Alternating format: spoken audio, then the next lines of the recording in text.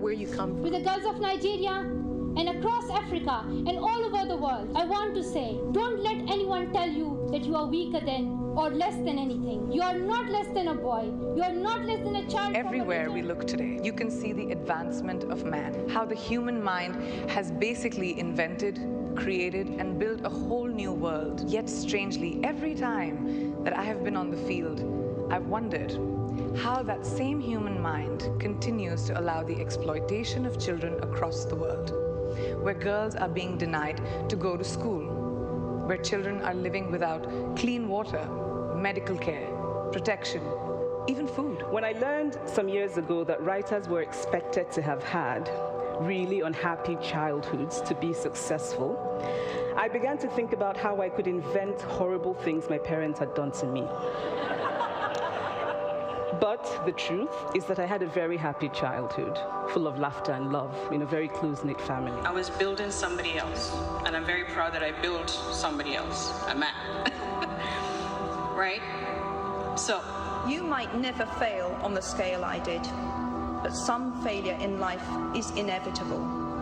It is impossible to live without failing at something, unless you live so cautiously that you might as well not have lived at all. In which case, you fail by default. So importantly right now, the experience must make it clear that the safety of women, minorities, and anyone who may be vulnerable is a right and not a privilege. A right that will be respected by a community that believes and supports survivors, and that recognizes that when one person's safety is violated, everyone feels their own safety is violated.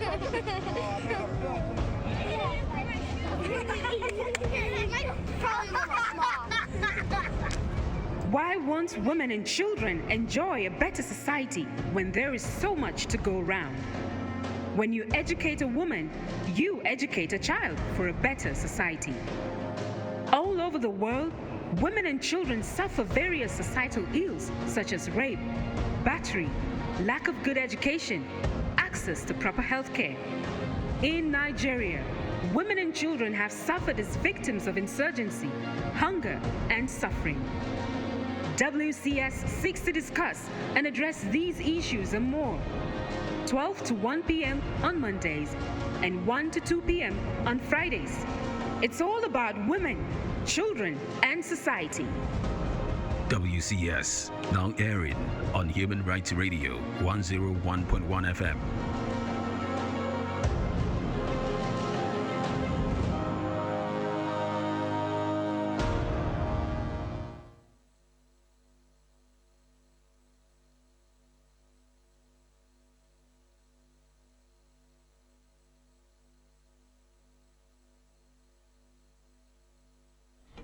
Hello and welcome to today's edition of WCS, Women, Children and Society. My name is Oikeke Igado Kure. Today on this program, we'll be looking at violence against women again. Violence against women and girls takes different dimensions, from physical abuse to emotional, financial, psychological, mental, and even sexual. And one must inquire into the causes that encourages domestic violence against women and girls in Nigeria. So some of this could include culture. All right? Some culture, religion, beliefs, and perceived gender roles, just to mention but a few. But violence against women and girls in Nigeria has been in existence for a long time, yet the problem is to get adequate attention. And usually when we talk about violence against women, it looks like we are overemphasizing that fact. But we are not, because despite the serious attention that has been given to it, it's not. We see that the incidences have not reduced much. So we will continue to talk about it. All right, you, me, and all of us will continue to talk about it, because it is what we should have zero tolerance for. All right, whoever you are associated with a woman. In one case, you must have a mother, you must have a sister, you must have a wife, a niece, and then the list continues. So, because you wouldn't want some things to happen to your mother or your sister or someone else, you shouldn't allow that thing happen to someone else, to another woman, because she is your wife or your girlfriend. All right, so we cannot overemphasize the issue of violence against women. And without doubt, domestic violence constitutes a serious problem and threat to society. And this is why the danger begs for solutions. And while there are laws in the country to minimize these problems, implementation remains hampered by cultural beliefs and have either been stolen or ignored totally, paying any attention to domestic violence. Of course, you have lots of laws in the country that kicks against violence against women. But can we say that these laws are well interpreted and as well being carried out and implemented in such a way that we can say yes, to a very good extent, domestic violence against women and girls have reduced in the country? I'm sure the answer is no, because a lot of times, how do we react to issues of domestic violence against women, especially because of the different roles that we have, perceived gender roles? What are the roles for women and what are the roles for women, for men? And so because of that, when we talk about violence, when a woman is being beaten up or a girl is being beaten up for one reason or the other, we begin to look at why is that so. We don't look at the act itself. Then we begin to look at why did it happen to start with. And most of the times when we're asking questions, we are trying to justify the reasons for why it happened.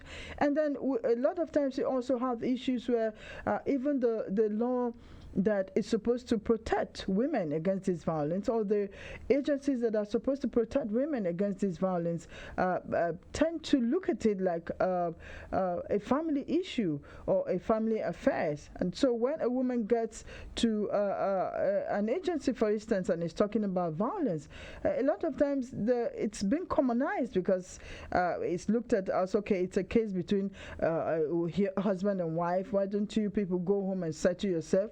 Or, is your boyfriend or is your girlfriend, you guys settle each other. A lot of times we tend to do this, and then the repercussion is severe because violence against women and girls have serious implications on themselves, on the society. And then a lot of times it has even resulted to the death of the victims. So how would you feel if you wake up and you hear that your daughter is being killed by another man because she is a woman or she is a girl? Or how would you feel if you wake up one day and you hear that some man or someone has killed your sister? How are you going to feel? Because she is a woman or is a girl. So we should begin to look at these things personally. How will I feel if it happens to me? But a lot of times when it happens to women, it looks like, because she's a wife, it doesn't really matter, or because she's a girlfriend, it doesn't really matter. Okay, so this is the issue that we'll be looking at on today's edition of WCS, Women, Children and Society. But I'll take a short break, commercial break, but we'll be right back.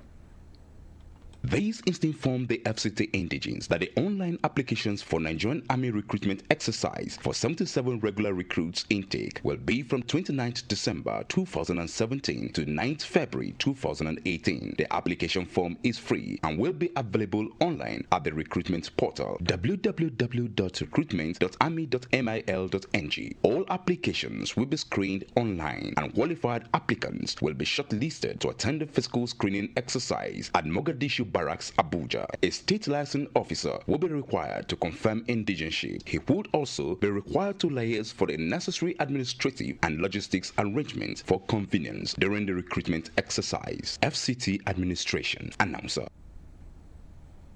Welcome back. This is WCS. My name is Oikike Igado Kore. And today we're looking at violence against women.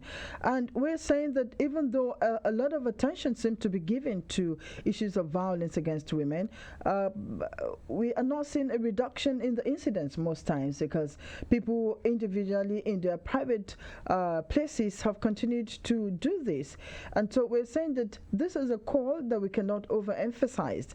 And like I said earlier, we are all affiliated to a woman in one way or the other because we all have sisters, or if you don't have a sister, you have a mother.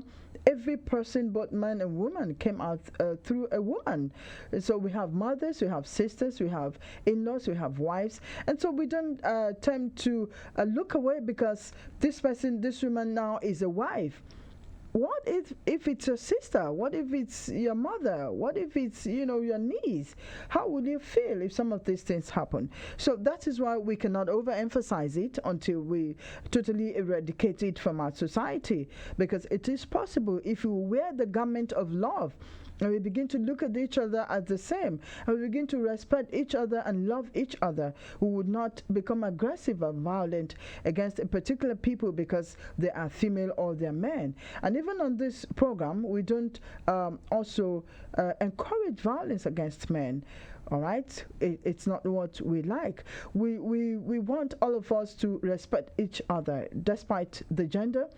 All right, just despite the economic status of the person. So, but in this edition, we're focusing seriously on violence against women, and we'll be doing this together like we always do on this program. The number is 08189 991011. You can call me and then we'll talk about it. How do we totally eradicate this? All right, because domestic violence in whatever phase, name, or justification it should never be overlooked.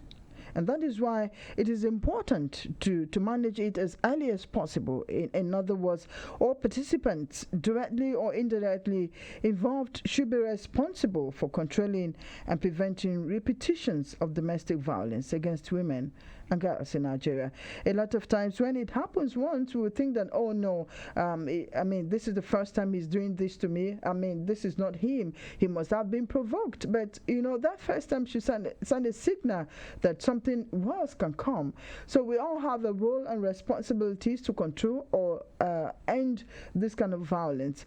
All right. So before that, we need to look at how do we recognize domestic violence. Like I always say, usually it's being perpetrated by people who have intimate relationship, a husband and a wife, a girlfriend and a boyfriend, because I remember it, the initial time is usually very sweet and nice. So at what point do people begin to now perpetrate violence against each other? All right. Hello.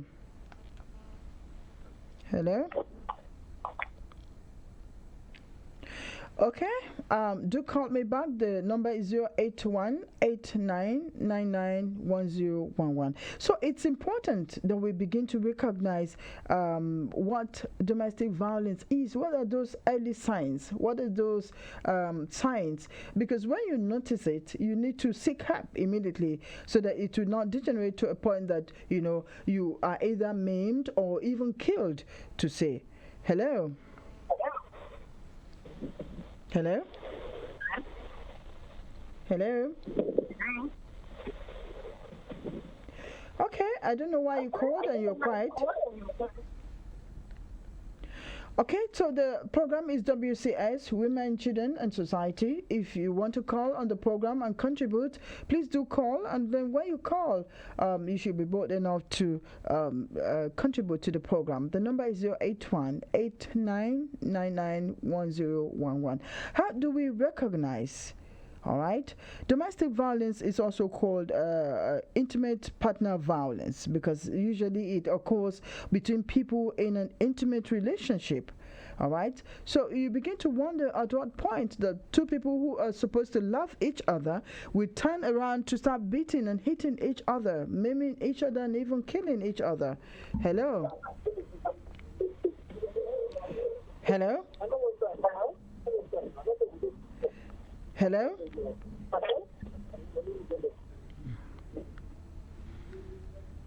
Well, I don't know what's happening because I could hear the background noise. I don't know if this person is calling me mistakenly.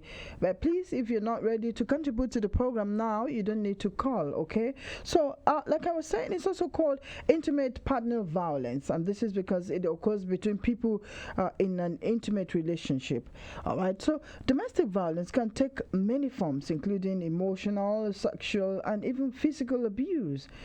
All right, and threats of abuse. Men are sometimes abused by partners, but domestic violence is most often directed to women. That's why a lot of times you hear violence against women, because a lot of times it's being perpetrated against women. So abusive relationships always involve an imbalance of power and control. You know, an abuser usually intimidates. You know, it says hurtful words and behaviors to control his or her partner. All right. Usually, the partner, the person who perpetrates this kind of violence, say hurtful things. Hello. Hello. Can you hear me? I can hear you very clear. What's your name? Can you hear me? Yes, I can hear you. What's your name? Where are you calling from? My name is Fidelis. I'm calling from Gariki. Okay, please go ahead. Ma, is it because you are a woman? You are talking about women or girls? Okay, on the women, all right? So we don't encourage women to do any kind of perpetrate violence against men. It's not acceptable in this program. Excuse me, but I think I want to use this program to encourage women to less violence, anger on the way. Okay. Most women are too angry, anger full of them. Thank you. All right, I understand. Thank you for your contribution. It's a good yes, it's a good suggestion. Thank you. Yes. All right. Okay, that's a very nice one. Like I said, we don't encourage any woman to be violent, you know, in her conduct, whoever she's dealing with. He just said that a lot of women are angry on the road. I don't know why, but maybe because, you know, the economic situation is not very, very good. It puts a lot of people under pressure, both the men and the women. But we like to say, please, women, you don't need to, you need to be nice all the time. No matter the problem, you need to conduct yourself in a very good manner, because you are a pacesetter. As a woman, you're a model. Everybody looks up to you. Your children looks up to you. Other women, younger ones, looks up to you. So if you conduct yourself in such a manner that constitutes violence against anyone, then we will not be supporting you. All right. So try as much as possible to be calm and more understanding. There are other ways that you can, you know, pass your message besides holding someone and beginning to fight.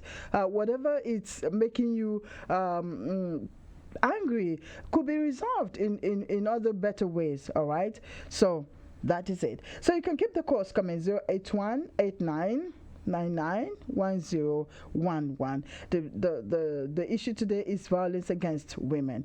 So and somebody just told me now that a lot of women are angry and they're violent. So we should also begin to look at why are women becoming angry.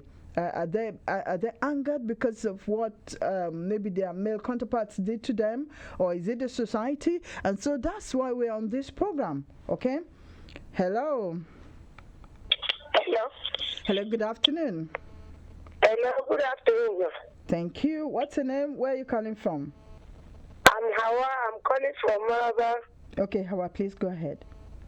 Please, ma, this matter, they have to take it serious matter. Anytime I'm at home, I hear woman violence. I always share. Because I have children, I have daughters. Yes. I have grandchildren, I have sisters. Look at the one in Akwa Ibom, a policeman inspector. After they carry the girl to the police station and detain them, and still yet, up till now, the matter is still at hand. The family has evacuated their house because of that incident. Is that a right thing? No, it's not. If there is no woman in the world, who you marry, who you give birth to you? Nobody. And I said that policeman that he has daughter. The Almighty God will send person that will maltreat their children. Please, I don't see the law that you people take over this matter. If they were killing them, maybe this thing will not happen. They will just arrest them for 5 days, 3 days, they leave them. Look at that one I see yesterday in WhatsApp. 2 men, 47 years. They left 15 years girl and the girl died. Haba. I'm serious shit here anytime I had it. I agree with you, ma'am. That's why this program is on. That's why this program is an outcry. It's saying this has to end. That's why we're spending this 1 hour to talk about it. All right. We know you people should make the law. Anybody they call, they should kill it. Even though a father raped his daughter, whatever, any consigning rape, they should kill the person. You know they were killing them. They will stop. Well, there's laws guiding all these things. There's a law that says when you rape someone, you're not supposed to go free. So what we should be doing is contributing and supporting and ensuring that people get justice. A lot of times when people... By own contribution, they should kill them. They should kill them. Let them die. Thank you very much, ma'am. I'm angry. Let them die. I know. Yes, we're all angry. I mean, it's something that we must end. It cannot continue because of how we have rising cases of rape now. And so imagine 3 years.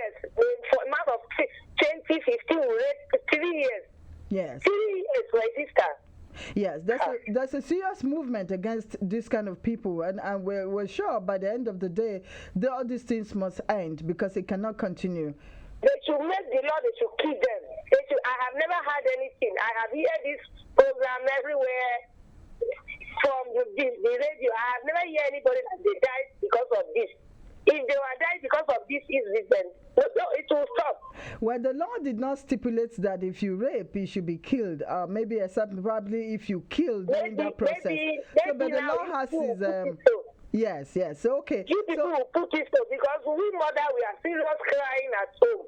Yes, we are serious crying. Imagine now, your daughter, you can't leave them to walk out anyhow again. Yes, you carry your picking up and down so that they will not be... I will sit at home, my daughter 3 years, even 15 years left, because I remember how old I am before I decided. I'm telling you, thank you, ma'am. I agree with you. This is the same sentiment that we all share. I have a daughter too, and I cannot imagine this happening to her.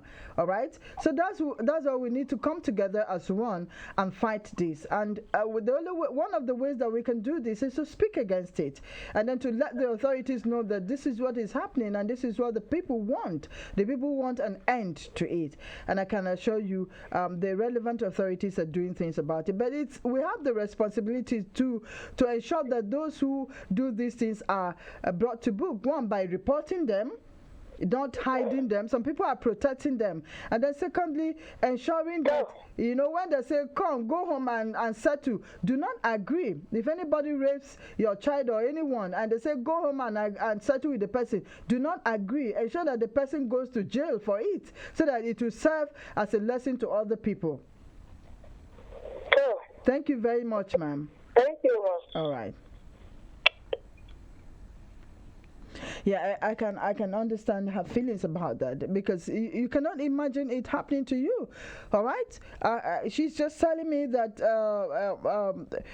on the social media where someone raped and then killed someone, and this is what we hear every day, and this is part of violence, serious violence against women, and you're beginning to wonder, why is it so? This person that did this, is it that he does not have a sister? And then if you have a sister and this happens to your sister, how are you going to feel? Are you just going to say, well, she's a girl, so it can happen to her? What has its sister, what has women done to anybody? What has women done to the man? Because I think the only thing women do is to give love and care to people. So at what point that women are seen as people who should be tortured? And I don't know why. All right, but today we're talking about domestic violence, abusive relationships. It involves always an imbalance of power and control. Usually you see the abuser trying to intimidate you, he tries to say hurtful words, and just to control you. So you begin to identify some of these things, all right?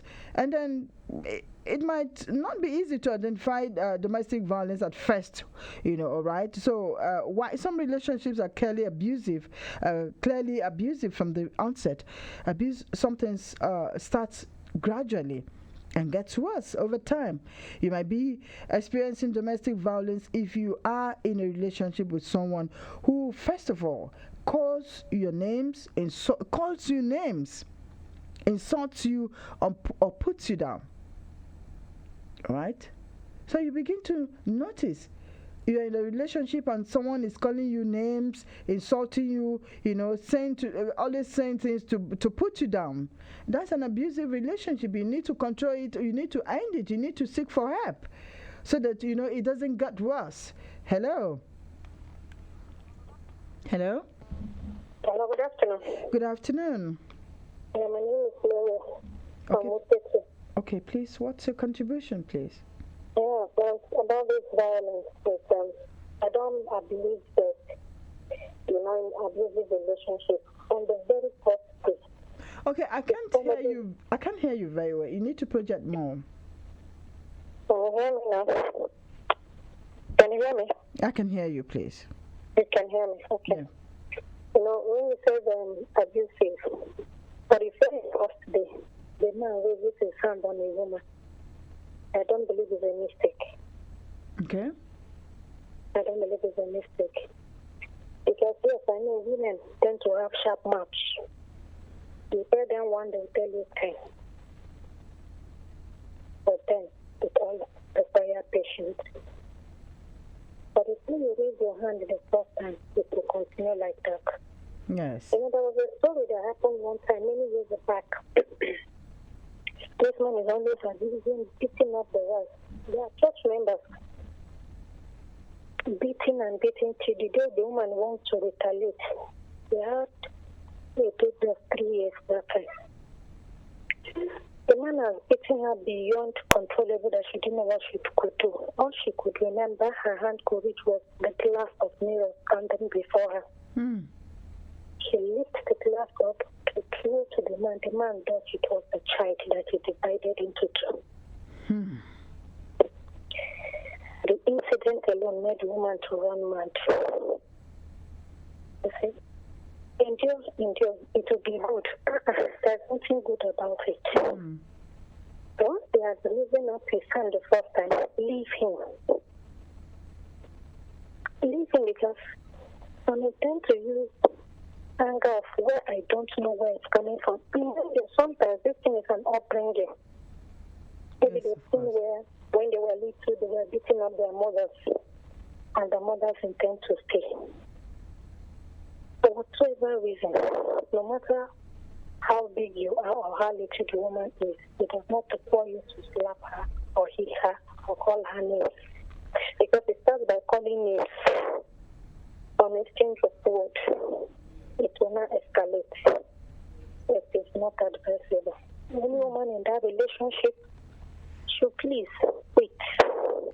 There's no amendment. There's no let's manage, he will change. Okay. All right. Thank you very much. And what you said is true. All right. Yeah. You too. Okay, so that's how it starts. A little push can result to something that you can never imagine. Can you listen to what she said? A child got killed because the man keeps beating the wife, and then at a point she wanted to retaliate. So it's better to avoid this kind of incidences. Right, so I'm trying to let us see how these things happen. So, if you're in an abusive relationship, you need to identify those signs. Some starts from the beginning, and some comes in quietly. So, but you need to know the signs so that you can seek help and know what to do before it degenerates to something worse. So the person prevents you also or discourages you from going to work or school or seeing family members. You see, some men will say, okay, my wife cannot, you cannot work. If you go to work, other men will see you. You cannot go to school so that you're not exposed to other men. You can't go to family members because, they're teaching you wrong things and all that. You should know that it's a bad sign. It's trying to control you in such a way that if you don't take time, if you take your own self from yourself. When someone is saying don't go to family members, don't go home, you can't go and see your parents because if you go to see your parents, this will happen, that will happen. You should know that there is a problem coming and you should seek help. You can go for counseling with your husband or your girlfriend, as the case may be. Because if you don't, and the day you want to listen and say, okay, I can't visit my families, I can't go to work, and then the day you decide to be yourself and go to work, or decide to start working, or decide to go to your parents, the problem starts. He can begin to hit you. And then from that, any other thing can happen. So there's a need to identify these things and then seek for help early. All right? He also tries to control how you spend your money, where you go to, what you wear, and all that. Of course, you should know that the interest of your wife matters. So it should be something that two people will come together to dialogue and to discuss, and then you agree at a point. Okay, my wife, this is what I like. Can we come together at a point? You cannot say, okay, because you don't like this, or in terms of what the woman probably likes, in terms of the things she buys, the kind of clothing that she wears, because you're the husband or the boyfriend and you don't like it, you can't say stop, because she knows what she likes, she knows what she wants. So the only thing you can do is to bring her down on the sitting at a dialogue and discuss. Okay, I don't like this. This is why I do not like it. Okay, can you improve upon it this way? Can you do it that way? At least you should strike a balance in such a way that she will also not lose her own identity. She will not become timid. She will love herself for who she is. The fact that she's a woman does not mean that she is worth nothing or she doesn't have anything of her own. She knows what she wants to be. She knows what she loves. She knows what she wants to do. And so because she's paired with you, she's now your wife, it doesn't mean that you can automatically say, no, these things, you cannot eat this food, you cannot wear this dress, you cannot do your hair like this, you cannot no longer work, you can't have friends anymore. No, it doesn't work. It's a sign that there's a problem coming. And so when you notice these things, please seek help. You can talk to your elders, you can talk to people, you can go for counseling so that both of you will learn how to handle these issues. Okay? So when a man becomes jealous and over-possessive or constantly accuses you of being unfaithful, is a problem. The man can hit you one day. So both of you need to sit down and have an understanding. You need to trust your wife, just like your wife needs to trust you. But unfortunately in Africa, the man believes that he can be unfaithful to a woman and it's normal, but the woman cannot be unfaithful. Women should not be unfaithful, just like the men should not be unfaithful. But when you are not unfaithful and the man is beginning to accuse you of unfaithfulness, it's a sign that violence is coming. Because one day, just for nothing, he can hit you and think that you have gone to somewhere, places that you have not gone to. Or he can accuse you of having an affair with someone that you're not even having any affairs with. So you need to take heed and seek for help. And when the man gets angry, when drinking alcohol or using drugs, it's a sign that violence is coming. Especially when the man threatens you with weapons. Some men will carry a knife and say, look, I'll kill you if you don't do this, or if you do this. It's a sign that that man actually can kill you. A lot of women waited until they got killed And you don't want to be like that. So you need to speedily seek help. You need to seek help. When a man takes weapons and threatens you with that, don't take it lightly. Usually it will happen and then they will come back begging, I'm sorry, this is that is that. And then you say, oh no, he's a nice guy, he loves me, it's just that he's angry because of what. Don't give him any reason to kill you. Okay? So when a man is threatening you with weapons, know that it's a time to run for your life. Seek help. And when he hits you, slaps you, hurts your children, know that there's fire on the mountain. Seek help. Seek help. Even when he forces you to have sex or engage in, sexual acts out of your will, know that this is violence. This is violence. And when he blames you too for his or her, blames you for his violent behavior or tells you that you deserve it, it's a sign that violence is there. So you can call me, let's talk about it. We've looked at all those silent things that you should know that violence is coming and you seek help. So let's look at this together. How can we ensure that we curb or we end violence against women? The number is 081 89 99 1011. Okay? How do we as a people stop this? We'll take another commercial break, but we'll be right back. We at Accountability Lab Nigeria launched Integrity Idol in Nigeria last year, a national campaign to celebrate honest government officials rather than naming and shaming wrongdoers. We're naming and faming do-gooders. Nigerians have nominated hundreds of civil servants from around the country, and a panel of judges selected the top 5 idols at the end of the campaign. One of the public servants will be crowned Nigeria's 2017 Integrity Idol at an award show at Civic Innovation Lab, Abuja, on January the 31st, 2018, sponsored by Ford Foundation. It's a time to shine the spotlight on heroes of the public service and use their stories to inspire others. Nigerians can vote by SMS using the short code 30812. The nominees include Dr. Magdalene Ibolo with the short code 101, Justina Ogumele with the short code 102, Dr. Yami Kale with the short code 103, Tubokenimi Ahule David with the short code 104, Dr. Uzo Ezechi with the short code 105. You can vote for your nominee by texting IIN with your nominee's short code number to the number 30812. For example, text IIN 101 to 30812 or text IIN 104 to 30812. Let us celebrate our unsung heroes through your vote. Integrity Idol Nigeria. Welcome back. This is WCS, Women, Children and Society. My name is Oikike.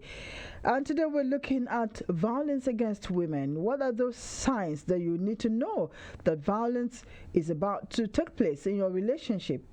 All right, so we have looked at these issues. We said when the man begins to threaten you, when he says hurtful things to you, when he hits you, when he threatens you with weapons, when he tries to control your movement, that's saying you can't go, you cannot walk, you're my wife, you can't go to work, even when you want to work. If you don't want to work, it's okay if you don't want to work, but are you being forced not to work? Are you being forced not to have friends, not to visit relations? All right? Does he hit you or your children? Does he blame you for his issues? Does he tell you, look, you deserve what happens to you?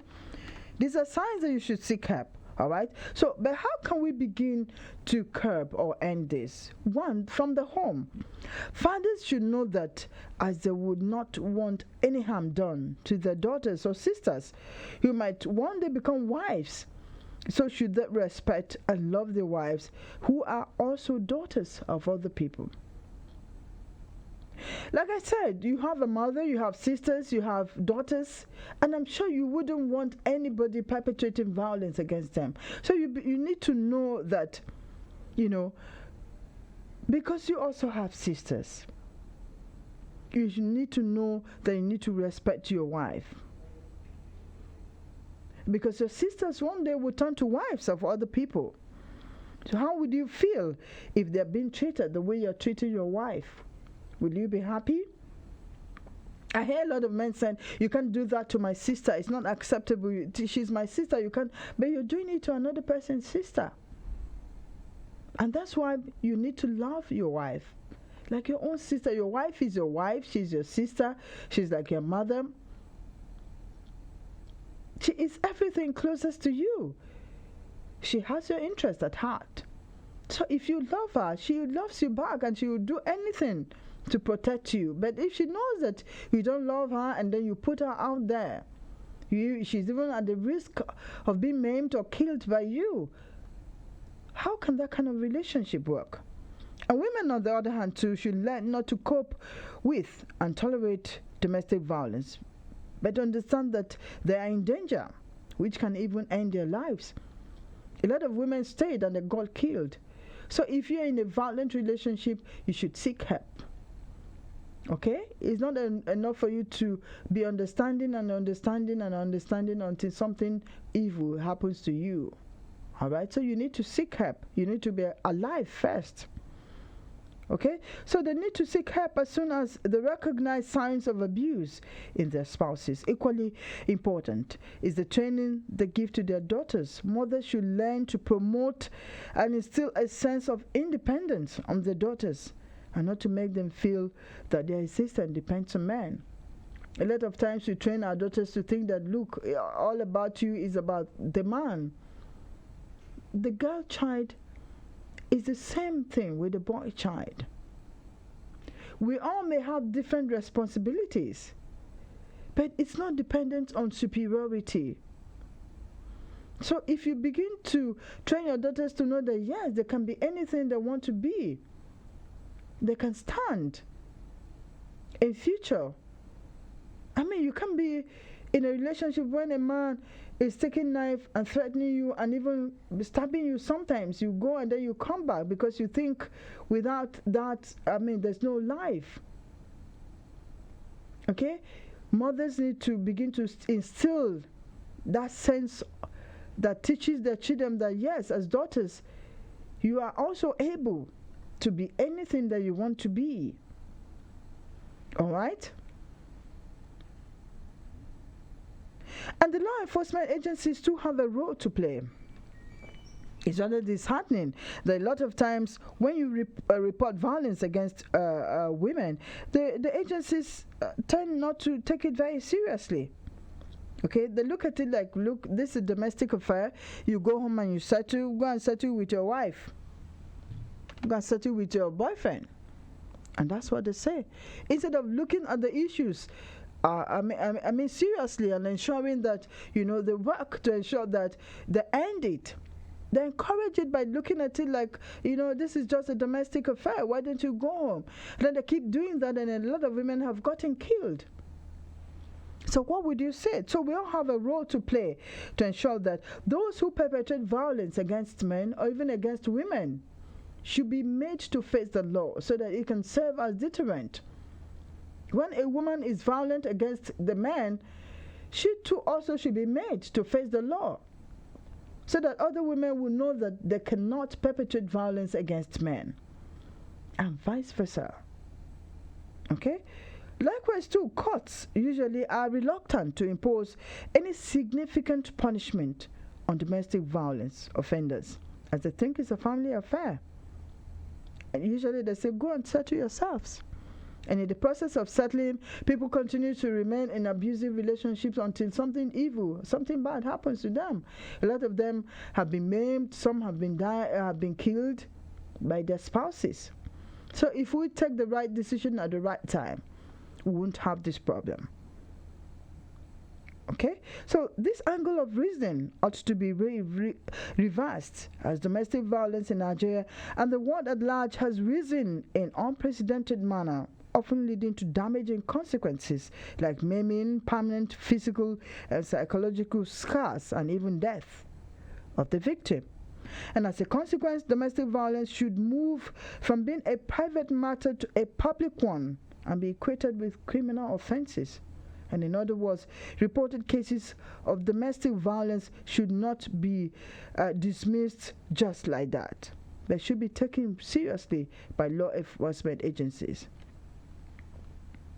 Even medical practitioners who usually treat victims of violence should also report cases. They should be involved in trying to end this kind of danger that we have in a society, because most of the wounds and cases of domestic abuse are handled by physicians. And so these care providers, instead of keeping silence, should also be involved in management and eradication of domestic violence by reporting the cases to the police and monitor that, yes, the cases are not just discharged just like that. And the counseling too is very key. Counseling is another important technique in managing domestic violence. Counseling both for the victim and the offender, both the man and the woman, should be well counseled. Okay, they should agree and go for counseling. And other ways to prevent and manage domestic violence also include the development of homes or shelters by government. A lot of women are in this kind of relationship because they don't have any other way to go. They are not they are not empowered. They don't have places to go, so they rather remain there, and a lot of them have gotten killed, like I said. And so to conclude, domestic violence in Nigeria has been in existence for a long time, but unlike before, more publicity has been given to this rising problem thanks to the social media, and more women's resolve not to suffer in silence. And so with much hope, it is expected that in the future, offenders of domestic violence and domestic abuse against women and girls in Nigeria will be duly punished and protections provided for persons living in domestic violence situations. And on that note, I'd like to say thank you very much for being part of the program. I'm sorry I couldn't take more of your calls. My name is Oikeke Igado Kure. The program will return same time on Friday. All right? So take care. Love every woman. No violence against men. No violence against women. Have a nice day. Underestimated because of who you are or what you believe in or where you come from. To the girls of Nigeria and across Africa and all over the world, I want to say, don't let anyone tell you that you are weaker than or less than anything. You are not less than a boy. You are not less than a child. Everywhere we look today, you can see the advancement of man, how the human mind has basically invented, created, and built a whole new world. Yet strangely, every time that I have been on the field, I've wondered how that same human mind continues to allow the exploitation of children across the world, where girls are being denied to go to school, where children are living without clean water, medical care, protection, even food. When I learned some years ago that writers were expected to have had really unhappy childhoods to be successful, I began to think about how I could invent horrible things my parents had done to me.